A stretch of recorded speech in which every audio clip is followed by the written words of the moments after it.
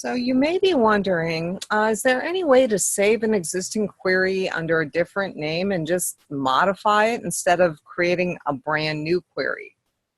Yes, there is. That is what we're going to be doing right now. So the benefit plans query is the one that we are going to save under a different name. So let's go ahead and open this in Design View. And then we're going to go to File and Save As.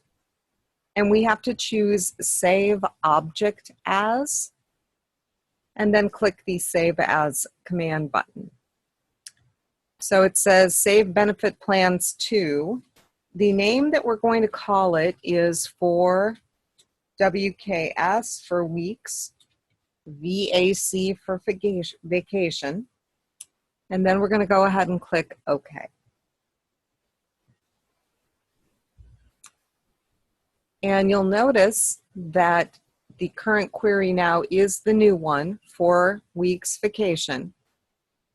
And what we're going to do is add some criteria to this so that instead of seeing all of the employees, let me run it and show you. Right now we're seeing everybody. They only want to see people that have 4 weeks of vacation. So I'm going to go back into the Design View, click the View button. And then I'm going to click on the criteria row. So kind of go straight across here. So right below that check mark in the vacation column, I'm going to key in 4 weeks and press Enter.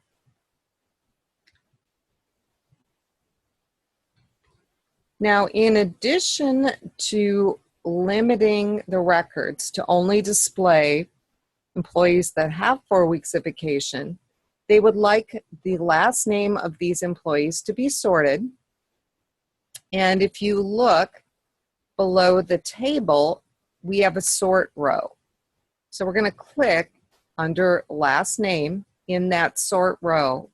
That'll give us an arrow, and we're going to click the arrow and we're going to choose Ascending. And that will put the last name in alphabetic order. So let's go ahead and save our changes here. And then we're going to click on Run.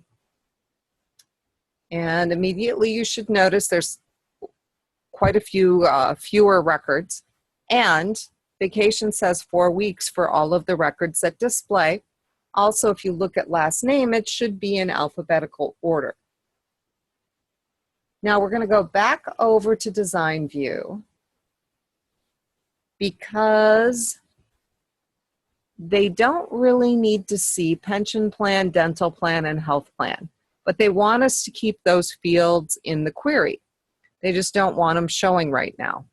So you'll notice there's a show row, and there's little check marks in all of the boxes because right now everything is being shown. And what we're going to do is remove those check boxes or check marks, and that will hide those fields so they do not display when the query is run. So let's go ahead and save our changes. And now we're going to run the query. And you'll notice that all of the various plans no longer display. Okay, and at this point, we are done with this query, so you can close it. You do not need to worry about printing.